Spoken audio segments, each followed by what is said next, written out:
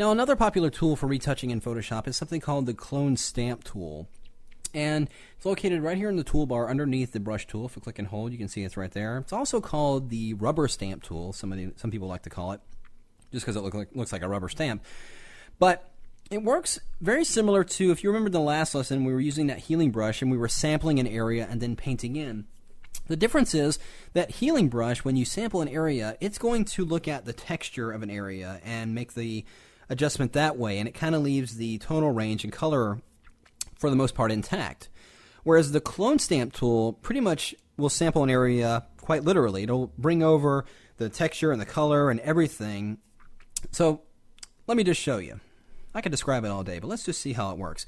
So I'm going to select the tool and I'm going to go inside my image here, and here I've got this flower, and let's say I want to create a duplicate of it over here on the other side.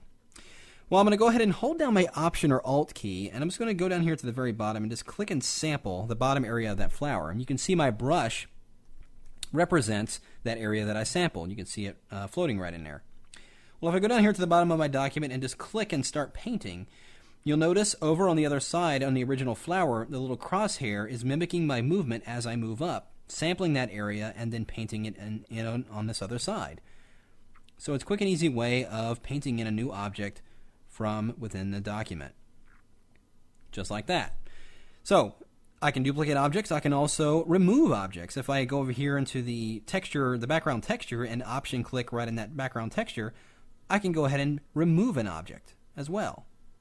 Now, notice what happens when I went too far. Now it's going to remember this area over here. So if I click too close to, if I sample an area too close to my original object and I paint and creep over in here, you'll notice that the original flower will start to paint in because it's sampling where that flower used to be. So you got to be very careful of that. You want to make sure you're sampling an area that's pretty far away, and then you can just paint and remove that area. And if you need to resample a new area, just click or Option or Alt click again and just brush that area away. Go right down in here, and we've removed that flower quickly and easily.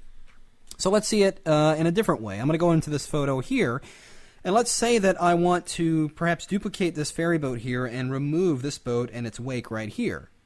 Now obviously it's going to be considerably easier because we're against a water texture, and depending on what type of image you're working on, you're going to want to be careful as to what size brush you're using and various things like that. So I'm going to make my brush a little bit smaller, and I'm just going to click and sample the area of the water right above this boat here.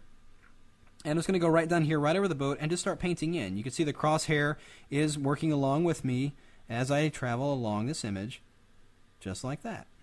How cool is that? So now the boat's gone. So let's go over here and sample that ferry boat. I'm just going to Option or Alt click right on it, and you can see that it's showing the sample right inside my brush. We'll go right in here and just start painting and bring that boat right over here to the other side of my image.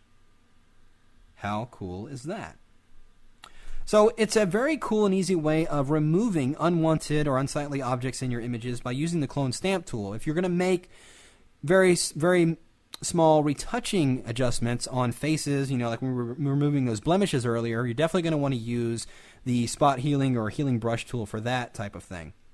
Now, doesn't mean you can't use these tools, these healing brush tools, in any other image. You know, if I grab that spot healing brush and I go over here and let's say I want to remove that little red boat, you can just paint in there and it will mimic or look around that surrounding water area and make that similar adjustment. So they're not entirely isolated to faces. You know, these healing tools aren't necessarily just for retouching faces and blemishes, stuff like that. You can try them on all different types of things, and they'll give you very interesting results. You can use that patch tool. Say I wanted to remove the boats altogether.